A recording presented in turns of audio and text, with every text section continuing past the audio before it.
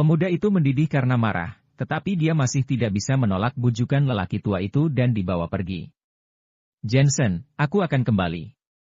Kali ini aku tidak takut padamu, tapi aku takut ayahku akan menyalahkanku. Ketika pemuda itu pergi, dia menghibur dirinya sendiri. Setelah pria tua itu mengirim pemuda itu pergi, dia memanggil seorang pria dan berkata, mereka yang berpartisipasi dalam masalah ini malam itu, beritahu mereka dan minta mereka untuk berhati-hati terhadap Jensen. Baik. Pria itu dengan cepat pergi. Saat ini, di pesawat dari Pulau Hong Kong terbang menuju ke negara Magnesium. Seorang wanita sedang duduk di sana dengan tenang dengan kacamata hitam yang bertengger di depan matanya. Jensen, dia tidak mati. Ini menunjukkan jika dua orang dari kuil Tau Chan Seng Gopal mati karena dibunuh olehnya. Benar-benar pria yang mengerikan. Kenapa dia tidak bisa mati? Dia bahkan lolos dari penjara kematian. Dia memang sudah gila. Dia pasti akan membalas dendam. Lebih baik menghindari masalah pada saat seperti ini. Wanita itu terus memikirkan hal ini dalam benaknya dan menyalakan komputer untuk memeriksa. Tangan yang menyentuh keyboard gemetar, menandakan bahwa dia sangat gugup sekaligus takut. Karena dia terlalu mengenal Jensen. Pria ini adalah dokter yang baik ketika dia normal, malaikat maut ketika dia tidak normal. Dia iblis. Setelah membuka email itu hanya memiliki satu kata, bubar. Tuan Justin juga sudah mundur. Wanita itu melihat sesuatu dari email, tetapi dia tahu bahwa Justin tidak mungkin mundur. Diperkirakan keluarganya lah yang memaksanya untuk pergi. Sepanjang malam, Jensen hanya duduk bersama Natasha. Hingga keesokan paginya, Natasha terbangun karena lapar. Dia menatap pria yang tidur di sampingnya dan merasakan rasa aman yang lebih kuat dari sebelumnya. Kamu sudah bangun? Pada saat ini, Jensen tiba-tiba membuka matanya dan menatap kakak perempuan di sampingnya sambil tersenyum. Ah, kamu juga sudah bangun. Apa aku mengganggumu? Natasha terkejut. Aku sudah terbiasa. Jensen tersenyum dan membantu Natasha turun dari ranjang. Natasha melirik ruangan itu dengan sedikit enggan. Semalam, dia tidur dengan sangat damai, kedamaian yang belum pernah terjadi sebelumnya, seolah-olah ada seorang pria di sampingnya. Bahkan jika Raja Neraka berada di depannya, dia tidak merasa takut. Veronica sedang memulihkan diri. Diperkirakan dia akan bangun dalam sebulan. Jensen menatap Veronica dan mengangguk pelan. Untungnya, kali ini dia bisa bergegas kembali. Jika tidak, Veronica pasti akan berada dalam masalah. Jensen kemudian meninggalkan ruangan bersama Natasha. Natasha sedikit gugup untuk sementara waktu. Ada pertempuran di ruang tamu tadi malam. Seharusnya keadaan di luar berantakan, tetapi ketika dia keluar, dia dengan terkejut menemukan bahwa tidak ada sisa perkelahian apapun di luar. Sofa, TV, meja dan semuanya ada dan tertata rapi. Lantai juga sangat bersih, bahkan tidak satupun mayat yang terlihat. Jensen, ini. Natasha menatap Jensen dengan penuh keterkejutan. Bukan apa-apa, tapi jika kamu berpikir kamu tidak bisa tinggal di sini, ayo pindah. Jensen tertawa setelah itu. Natasha dengan keras kepala menggelengkan kepalanya, mari kita lupakan saja. Kalau kita pindah, Elena tidak akan bisa menemukan rumah ini saat dia kembali. Omong-omong, bagaimana kabar Elena? Isabella tidak melakukan apapun padamu, bukan? Elena sekarang telah dibawa pergi ke tempat yang aku juga tidak tahu, Isabella memang biadab. Dia juga telah membawaku ke tempat di mana Elena berada, tetapi dia juga ingin membunuhku, ucap Jensen dingin. Dengan ucapan santai yang terlontar, tapi mampu membuat suhu di ruang tamu tiba-tiba turun. Natasha langsung merasa sedikit kedinginan dan memeluk pundaknya. Melihat hal itu, Jensen menahan niat membunuhnya dan kemudian pergi memasak sarapan bersama Natasha. Setelah sarapan, Jensen bisa melihat bahwa Natasha masih memiliki bayangan tidak mengenakan di rumah, jadi dia membiarkan Natasha pergi bekerja dan dia sendiri tetap tinggal untuk merawat Veronica sendiri. Pada saat yang sama, dia juga berencana menyewa seorang pengasuh untuk merawat Veronica. Begitu Natasha pergi, Jensen mengirim pesan. Setelah lebih dari 10 menit, belasan orang terlihat memasuki ruang tamu. Mereka adalah Panah dan yang lainnya. Desmond juga datang. Namun, Jensen bisa melihat kekuatan mereka meningkat pesat, tidak hanya dalam hal bela diri, tapi juga dalam hal mental dan kekuatan tempur. Setelah pelatihan longsoran salju, semua orang berada di ambang kematian, besarnya transformasi memang besar. Tuan Jensen, teriak mereka serempak. Terima kasih atas kerja kerasnya. Mulai hari ini, kalian bukan lagi seperti dulu. Setiap orang adalah eksistensi yang bisa mandiri. Jensen berdiri, berjalan di depan mereka saat mengatakan itu. Panah dan yang lainnya masih diam, tapi ada senyum di mata mereka. Senyum ini membawa kebanggaan tersendiri. Suatu kehormatan besar bagi Jensen untuk memujinya. Memikirkan penderitaan yang mereka derita selama beberapa waktu ini, mereka merasa bahwa semuanya sepadan. Tidak ada yang tahu apa yang telah mereka lalui dalam kurun waktu singkat ini. Dapat dikatakan bahwa semua orang datang di tangan kematian dan itu bukan hanya datang sekali. Tangan dan kaki patah, membeku, mati lemas dan masih banyak hal lainnya lagi. Mulai sekarang, kalian akan disebut Dragon Hall. Jensen terdiam sejenak dan berkata ringan setelah beberapa saat, dapatkan kembali kendali sistem intelijen di ibu kota. Aku ingin tahu segalanya. Baik. Mereka menjawab dengan rapi dan menuliskan sebuah nama di hati mereka, Dragon Hall. Dulu, mereka hanyalah pasukan rendahan di bawah Jensen, tapi kini mereka akhirnya memiliki nama. Nama ini, mereka tahu bahwa itu pasti akan menjadi terkenal di Huasia di masa depan. Panah, tetap di sini dan jaga Veronica. Yang lainnya bubar. Jensen kembali melambaikan tangannya ke arah mereka, membuat yang lainnya perlahan membubarkan diri. Justin, Isabella. Begitu mereka pergi, tiba-tiba mata Jensen menjadi dingin. Kini dia hanya bisa menunggu kabar. Selama dia tahu keberadaan kedua orang ini, dia pasti akan pergi untuk membalas dendam. Namun, ibu kota sangat luas, kedua orang ini menyembunyikan diri mereka dengan sangat baik. Jelas tidak mudah menemukan mereka dalam jangka pendek. Jensen hanya bisa menunggu kabar dari Dragon Hall. Setelah menyantap sarapan, Jensen meninggalkan rumah komunitas, meninggalkan panah untuk mengurus Veronica. Dia pergi ke Aula Singlin. Selama beberapa waktu itu dia tidak pergi ke sana, jadi tidak tahu mengenai keadaan di sana saat ini. Jensen, Monica pergi ke rumah sakit Scott. Sesuatu terjadi di sana. Beberapa pasien datang untuk berobat tapi pengobatannya tertunda. Yang lain curiga bahwa kami membuat laporan palsu tentang penyakit dan menggunakan perawatan medis untuk mendapatkan uang mereka. Hanya Sofia yang mengawasi tempat ini. Dia sangat senang melihat Jensen kembali, lalu berkata dengan khawatir. Rumah sakit Scott? Jensen merasa sangat aneh. Mengapa semuanya datang bersamaan? Apakah ada yang mengetahui jika Jensen tidak berada di ibu kota, sehingga mereka mengambil kesempatan untuk membuat masalah? Bibi, jaga Aula Singlin dengan baik, aku akan menyelesaikannya. Jensen mengatakan itu dan ingin pergi begitu saja. Jensen, di mana Elena? Apa dia belum kembali? Saat Jensen baru saja keluar dari gerbang, Sofia berteriak. Jensen terlihat ragu dan tertawa kering, segera, segera. Dia tahu bahwa semua orang mengkhawatirkan Elena. Jika bukan karena Master Petir, bagaimana mungkin Elena akan dibawa pergi? Apalagi dia dibawa ke sekte tersembunyi. Ini adalah sumber sakit kepala terbesarnya.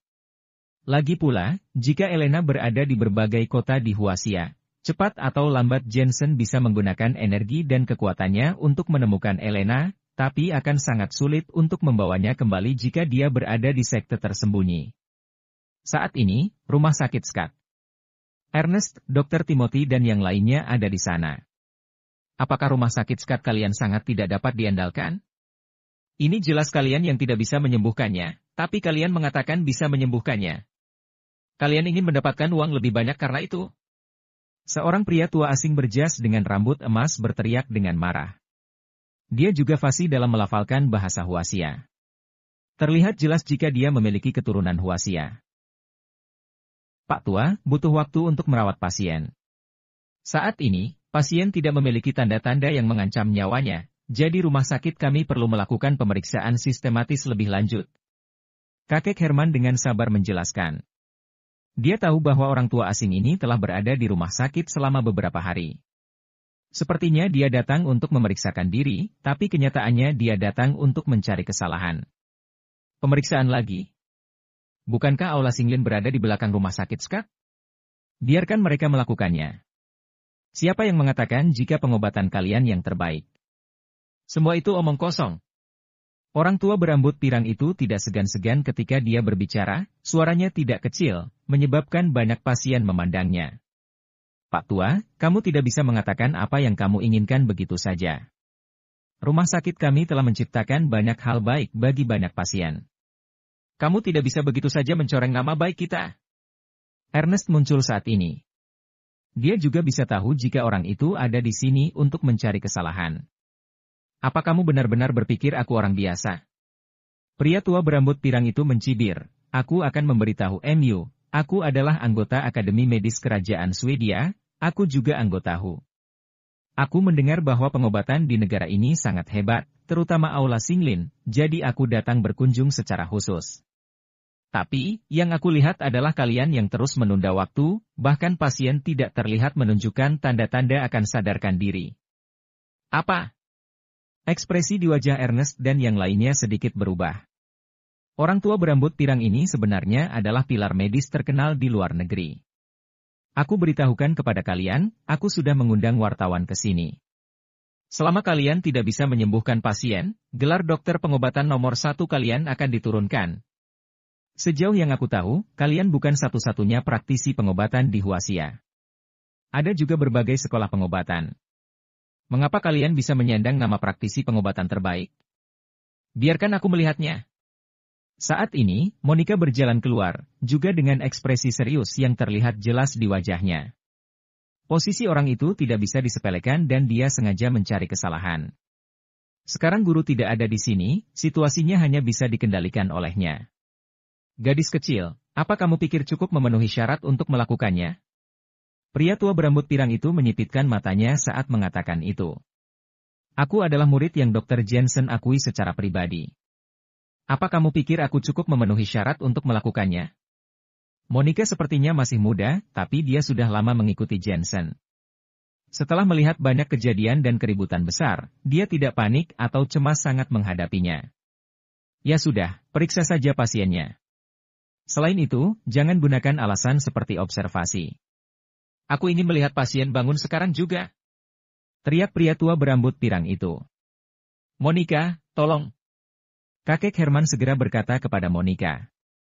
Keterampilan medis Monica saat ini telah mencapai 30% dari kemampuan Jensen. Dia adalah yang terbaik di sini. Monica mengangguk mengiyakan, melihat denyut nadi pasien yang terbaring di tempat tidur, melihatnya, kemudian menerapkan jarum. Aneh, tanda fisik pasien semua normal. Secara logika, dia seharusnya bisa sadarkan diri. Setelah jarum dimasukkan, Monica mengerutkan kening, merasa jika situasi ini sangat aneh. Kami sudah memeriksanya. Di dalam tubuhnya tidak ada kandungan obat bius. Bukan obat yang menyebabkan tidak sadarkan diri. Ernest juga menimpali di sampingnya, selain itu, detak jantung dan denyut nadi mirip dengan orang yang pingsan. Penyakit ini benar-benar aneh. Tidak bisa menyelesaikannya. Aku pikir nama dokter pengobatan nomor 1 kalian harus diturunkan. Pria tua berambut pirang melihat bahwa Monica tidak punya cara untuk mengobatinya, jadi dia terlihat makin senang. Wajah Monica dan yang lainnya langsung pucat.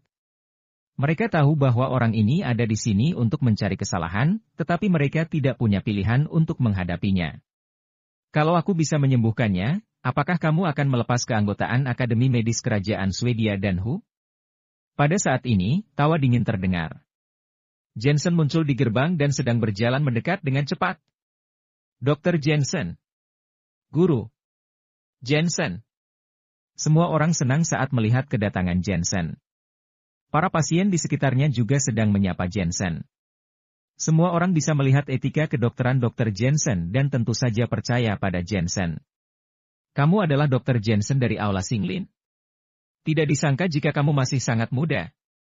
Melihat suasana hati semua orang berubah, pria tua berambut pirang juga menebak identitas Jensen. Kamu sudah sangat tua, tapi kamu masih suka bersaing dengan orang lain. Jensen datang di depan pria tua itu dan membalas dengan cibiran. Wajah pria tua berambut pirang itu membeku. Dia tidak menyangka ucapan Jensen akan begitu tajam. Dia berkata dengan dingin, keterampilan medis bertanggung jawab atas pasien. Tentu saja, aku harus membedakan yang benar dan yang salah. Masih dengan kalimat yang sama. Kalau aku menyembuhkannya, apakah kamu akan melepas keanggotaanmu? Jensen tidak berbicara omong kosong dengannya dan langsung pada intinya. Melihat kepercayaan diri Jensen, pria tua berambut pirang itu langsung ragu.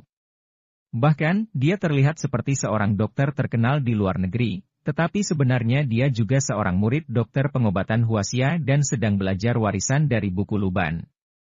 Saat itu, ketika dia pergi ke Huaxia untuk pertukaran medis, dia digigit ular berbisa saat berjalan di taman dan nyawanya dipertaruhkan. Pada waktu itu, semua dokter Swedia yang terkenal datang untuk membantu, tetapi mereka juga mengeluarkan pemberitahuan tentang penyakit kritis. Bagaimanapun juga dia digigit oleh ular cincin perak dan tidak menyuntikkan serum pada tubuhnya di saat kritis. Penundaan itu terjadi terlalu lama. Kemudian, dia bertemu dengan seorang pria yang menyelamatkannya dan mengajarinya tentang keterampilan medis dan teknik mistik, mengajarinya untuk memeriksa denyut nadi. Sejak saat itu, dia menganggap pria itu sebagai dewa, mengikuti pria itu selama beberapa tahun dan belajar banyak hal. Baru setelah itu dia tahu bahwa Huaxia seluas langit. Hari ini, pria itu memerintahkannya untuk datang ke rumah sakit Skat untuk mengekspos topeng munafik Aula Singlin. Tentu saja dia datang atas perintahnya. Awalnya, dia ingin menggunakan statusnya yang luar biasa di bidang medis di luar negeri untuk menekan Aula Singlin, tetapi dia tidak menyangka jika Dr. Jensen kembali. Baiklah, aku akan melihat bagaimana kamu mengobatinya. Pria tua berambut pirang itu merenung dan dengan tegas setuju dengan apa yang Jensen tawarkan. Nyatanya, pasien ditemukan oleh pria itu. Bahkan dia tidak bisa melihat apa penyakitnya, jadi dia mengatakannya dengan percaya diri. Kalau kamu ingin pasien bangun, itu sangat sederhana. Biarkan saja seseorang membawakannya sup emas dan tuangkan 3 mangkuk untuknya sampai penyakitnya sembuh, ucap Jensen samar. Sup emas.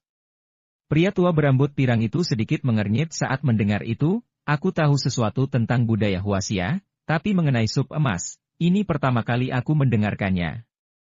Haha, orang tua, apa orang sepertimu pantas mengatakan mengenai budaya Huaxia?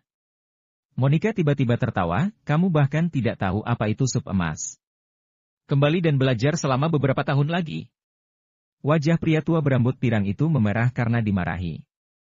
Dia benar-benar diejek oleh seorang gadis kecil. Sialan.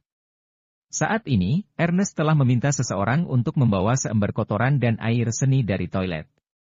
Dia menahan bau amis dan menyiapkan mangkuk, sudah akan meminumkannya kepada pasien. Ini sup emas? Pupil mata pria tua berambut pirang itu melotot, meminta pasien meminum kotoran dan air seni? Apakah ini metode menyembuhkan penyakit atau merugikan orang lain? Kamu diam. Saat Jensen melihat apa yang ingin dikatakan oleh kakek tua itu, dia memberikan teriakan dingin dan mengangguk ke arah Ernest. Tidak, aku baik-baik saja. Pada saat ini, pasien yang tidak sadarkan diri tiba-tiba duduk dan bangun. Ini sangat aneh. Lagi pula dari berbagai peralatan, pengambilan darah dan tes lainnya yang sudah dilakukan, pasien koma dan detak jantungnya sangat rendah. Bagaimana dia bisa bangun di saat seperti ini? Penyakitmu belum sepenuhnya disembuhkan. Kamu harus minum 3 mangkuk sup emas terlebih dahulu. Jensen tentu saja mengetahui apa yang sedang terjadi. Dia menekan dada pria itu dengan satu tangan, menekannya kembali ke tempat tidur, memberi isyarat kepada Ernest untuk memberinya sup emas. Jensen sudah melihat jika orang ini menggunakan metode pernapasan napas penyu dan dalam keadaan hibernasi. Itu sebabnya dia memberi orang ilusi tidak sadar. Tidak ada peralatan medis yang bisa mendeteksinya.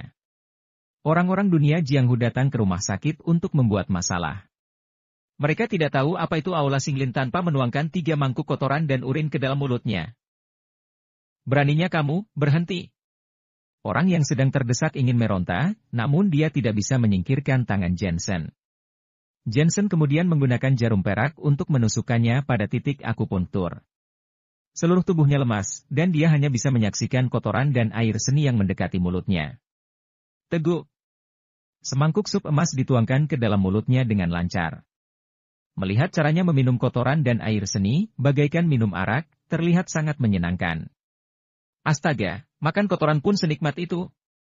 Aku mau muntah. Masih ada tisu toilet di mangkuk sup emas itu. Para pasien yang menonton di sekeliling memegangi hidung mereka dan berkomentar. Ernest mengenakan masker, tapi dia juga mencium baunya. Dia menggertakkan gigi dan setelah menuangkan 3 mangkuk urin ke pihak lain.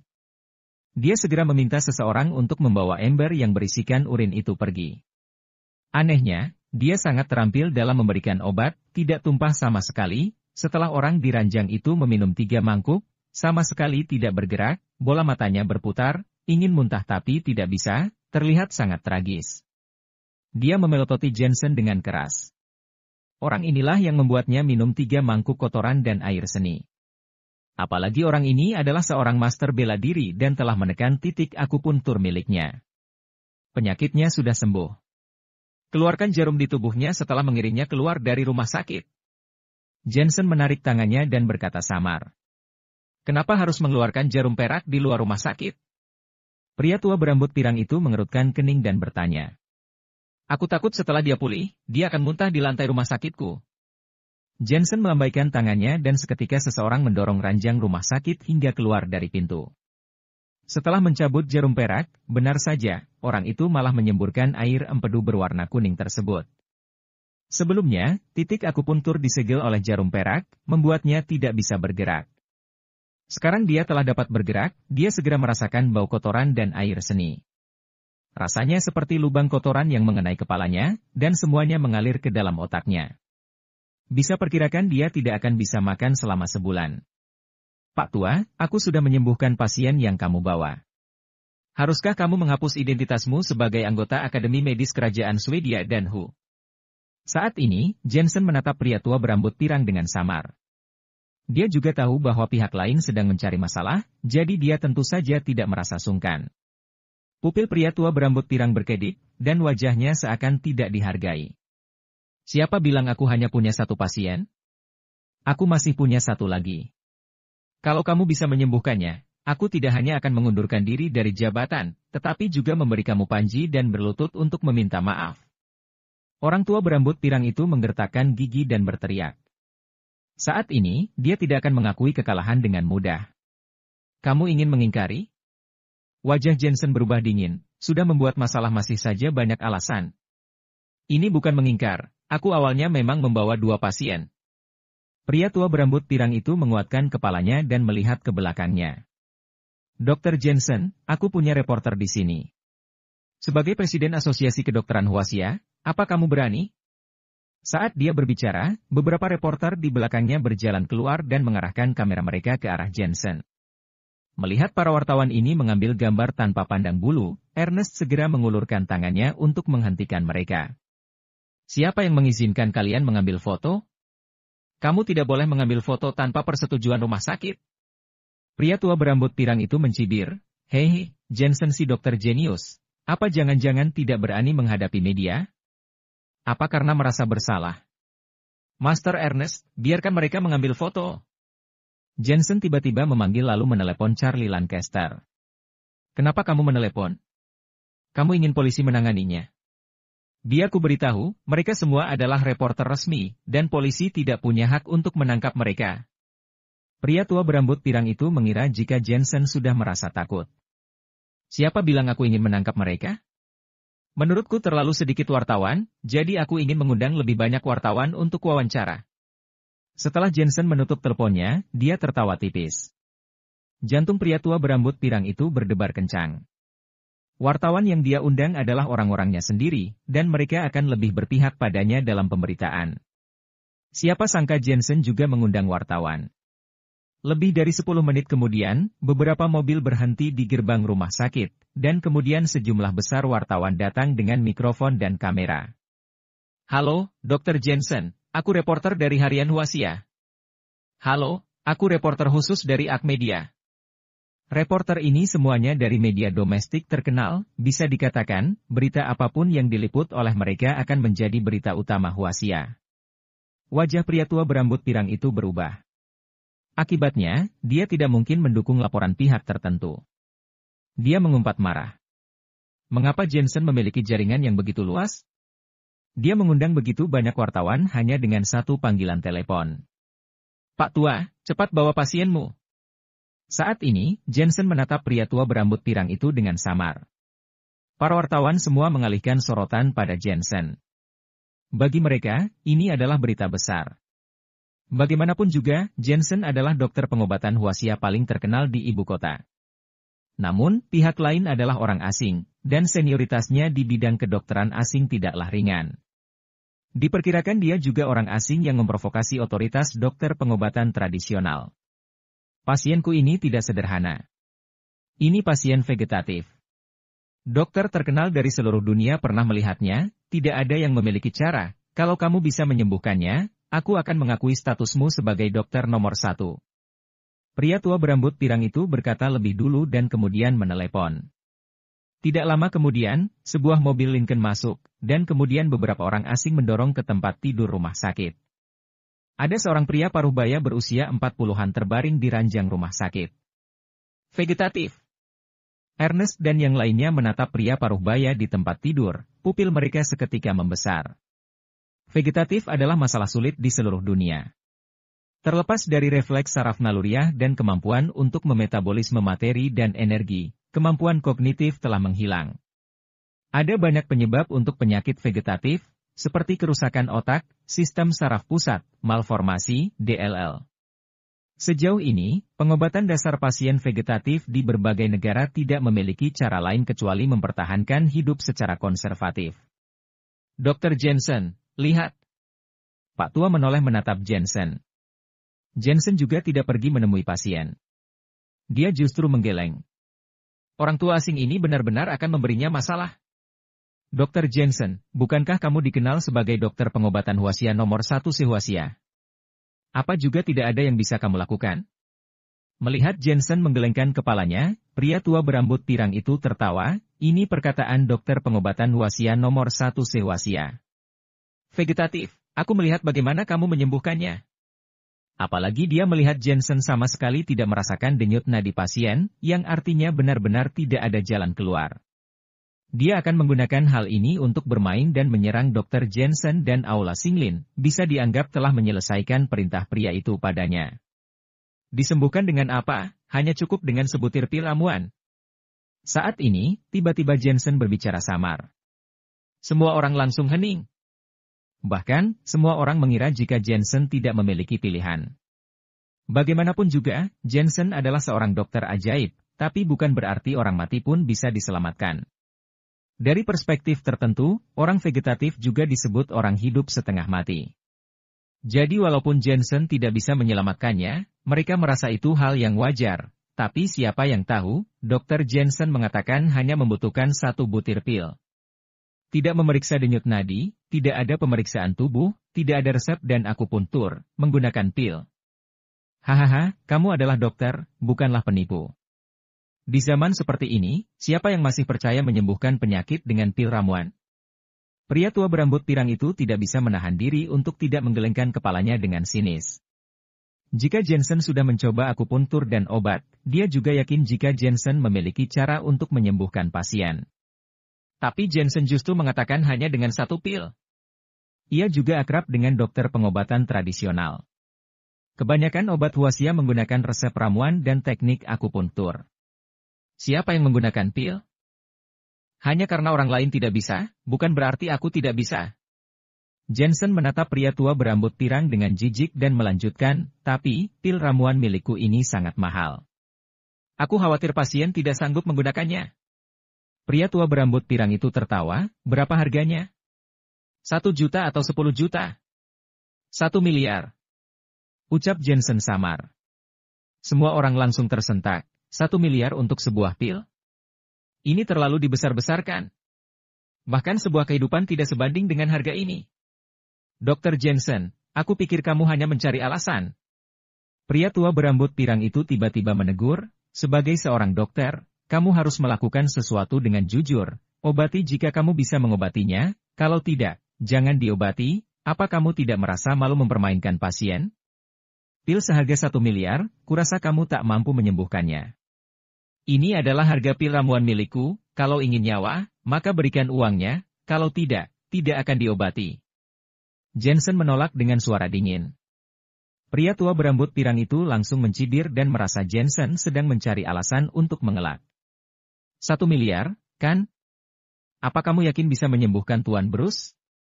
Pada saat ini, seorang wanita di samping pasien berbicara. Dia berusia sekitar 20 tahun, dengan rambut pirang panjang, tinggi dan bertubuh ramping, sosok wanita yang sangat cantik. Jensen sedang bernegosiasi dengan pria tua berambut pirang sebelumnya, tapi dia tidak menyadari jika ada keindahan tiada tara di hadapannya saat ini. Tentu. Jensen mengangguk. Baiklah, aku akan membayar 1 miliar untuk pil kamu, tetapi kamu harus menyembuhkan ayahku. Kalau tidak, kamu harus menanggung akibatnya. Si cantik berambut pirang berkata dengan nada dingin, menatap Jensen dengan mata aneh, penuh rasa tidak percaya. Dia benar-benar tidak percaya pada pengobatan tradisional Huaxia. Jika bukan karena rekomendasi Dr. Aiel yang terkenal, dia tidak akan datang ke Huaxia. Sekarang dia juga menyadari bahwa dokter pengobatan tradisional tidak dapat diandalkan, penyakit belum diperiksa sudah membesar-besarkan sebutir pil dapat menyembuhkan penyakit, sungguh tidak menghargai pasien. Mengenai pil? Bukankah ini hal-hal gelap dan tidak higienis di Huaxia? Dia akan membelinya dengan harga 1 miliar sekarang, jika pil ini tidak memiliki efek, bagaimana dokter ahli pengobatan Huaxia mengklasifikasikannya pada media? Nomor kartu bank, transfer. Apapun yang kamu mau. Si cantik pirang berkata lagi. Pria tua berambut pirang di sebelahnya langsung mencibir. Dr. Jensen ingin mencari alasan untuk mengelak, tapi dia tidak menyangka ada yang berani menerimanya. Sekarang Dr. Jensen pasti kesulitan. Transfer uang itu? Jensen mengeluarkan ponselnya untuk melihat transfer uang. Setelah menyadari bahwa rekeningnya telah meningkat sebanyak 1 miliar, dia segera mengeluarkan pil ramuan tersebut. Ini adalah pil 9 revolusi, yang bisa menyelamatkan nyawa seseorang. Selain itu, karena kelangkaan ramuan obat, dia belum bisa dimurnikan dengan banyak, maka dari itu dihargai 1 miliar. Buka mulutnya. Jensen berjalan menuju tempat tidur dengan membawa pil obat. Si cantik pirang membeku sejenak. Niat awalnya adalah untuk mengekspos topeng munafik Jensen.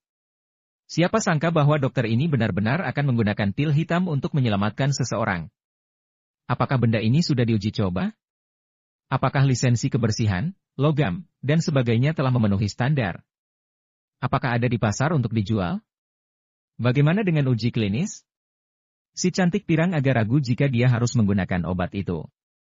Kenapa banyak sekali omong kosong?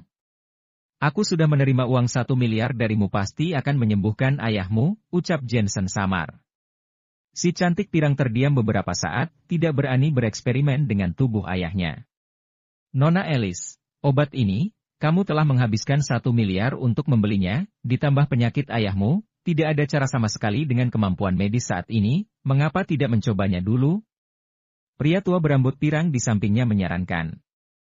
Bahkan dia ingin memperkeruh suasana setelah pil itu tidak efektif. Alice ragu-ragu dan hanya mengangguk. Jensen menutup mata dan memasukkan pil ke dalam mulut pasien.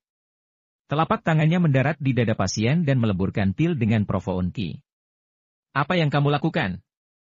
Si cantik berambut pirang dengan marah mendorong Jensen. Jika bukan karena Dr. Aiel terkenal itu, dia tidak akan memasukkan pil itu ke dalam mulut ayahnya.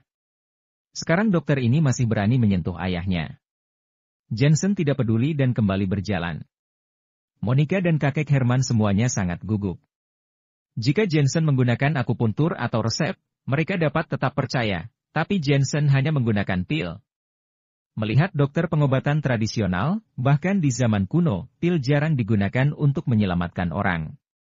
Apakah pil ini efektif? Namun, dokter tua Aiel mencibir, obat sudah diminum, sudah saatnya Jensen memberi klarifikasi pada media. Semuanya, fokuskan kamera pada dokter Jensen. Mari kita lihat keajaiban. Kalau Dr. Jensen bisa membuat pasien sadar, ini berarti telah memecahkan masalah yang mendunia. Ayo perhatikan dengan saksama. Dr. Aiel sengaja menghidupkan suasana, dan semua wartawan mengarahkan kamera mereka pada pasien di atas ranjang. Where I am now? Saat itu, pasien di tempat tidur membuka matanya lebar-lebar dan mengeluarkan suara lemah. Semua orang terdiam. Orang vegetatif ini benar-benar tersadar. Si cantik pirang berseru dan tiba-tiba memeluk pasien di tempat tidur. Para wartawan di sekitar juga membeku sejenak, mengarahkan kamera mereka ke arah Jensen satu demi satu, dengan panik mewawancarai. Hanya pasien di rumah sakit Scott yang telah terbiasa. Mereka tidak tahu betapa sulitnya merawat pasien vegetatif, tetapi mereka secara intuitif percaya bahwa selama Dr. Jensen bertindak, tidak ada penyakit yang tidak dapat disembuhkan. Hanya Ernest dan Monica yang terkejut. Bagaimanapun, mereka tahu betapa sulitnya memecahkan masalah pasien vegetatif di seluruh dunia. Tentu saja, Dr. Aiel juga terkejut, bahkan lebih dari tercengang.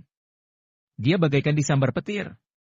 Tanpa alat medis, tanpa pemeriksaan denyut nadi dokter pengobatan tradisional, hanya bergantung pada sebutir pil hitam. Ia menunggu untuk melihat lelucon Jensen. Dia terdiam di tempat untuk sementara waktu. Si cantik berambut pirang itu langsung menatap Jensen setelah gelisah, terus-menerus meminta maaf. Maafkan aku terlalu tidak menghormatimu barusan, aku minta maaf padamu. Terima kasih sudah menyelamatkan ayahku. Kamu bisa meminta apapun padaku. Saat dia berbicara, air mata mengalir keluar dari matanya. Dia datang ke rumah sakit Scott hari ini tanpa harapan. Jika bukan karena rekomendasi dari Dr. Aiel terkenal dari Rumah Sakit Royal, dia bahkan tidak akan datang ke Huaxia. Bagaimanapun, dia juga tahu bahwa Huaxia adalah negara berkembang.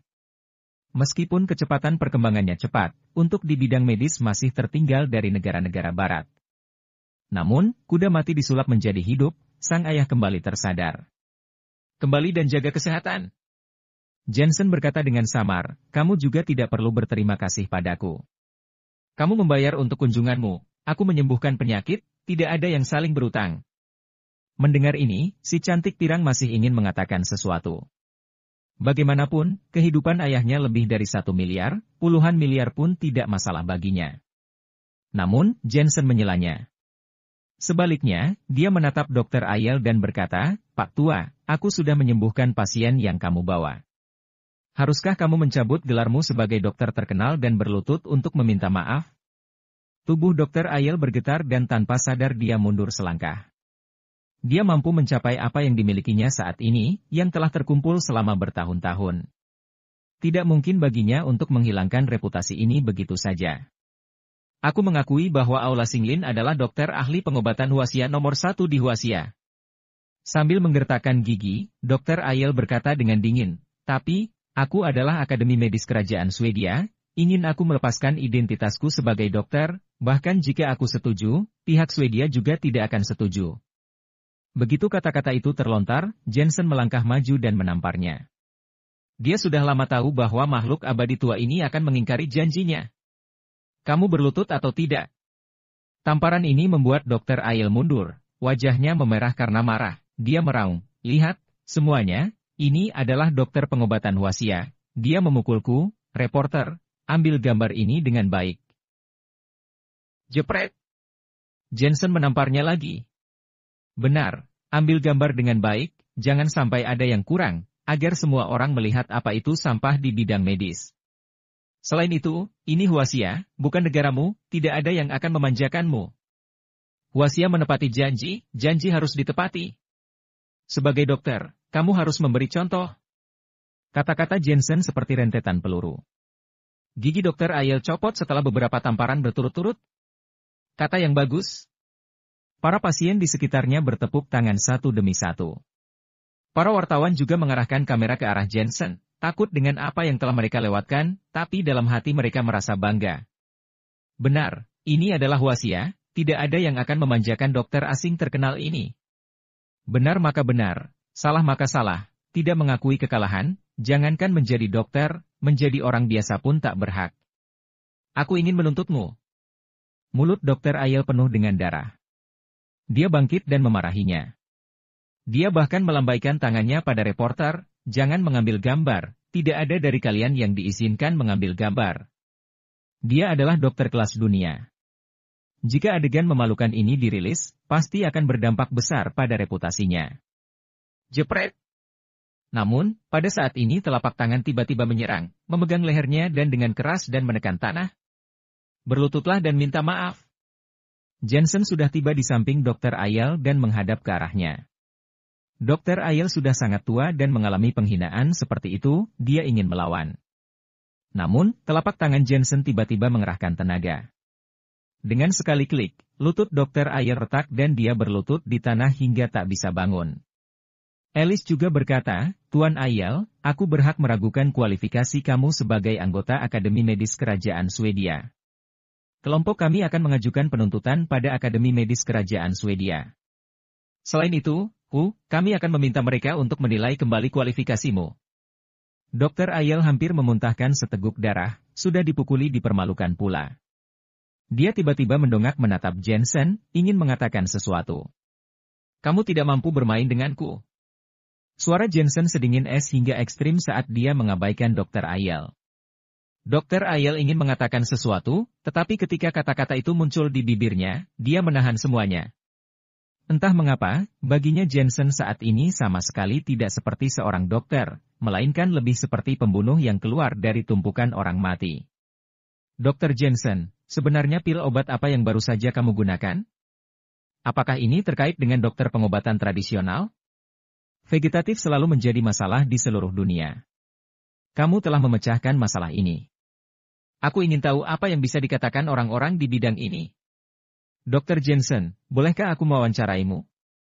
Wartawan berkumpul dan mengajukan pertanyaan satu persatu dengan gilanya. Yang ingin aku katakan adalah bahwa pil obat juga merupakan kategori dokter pengobatan tradisional. Jensen meringkas cerita, lalu meminta Ernest untuk melayani para reporter. Alice awalnya ingin kembali berterima kasih pada Jensen, namun pada akhirnya, Jensen pergi bersama lebih banyak orang, membuatnya sangat menyesal.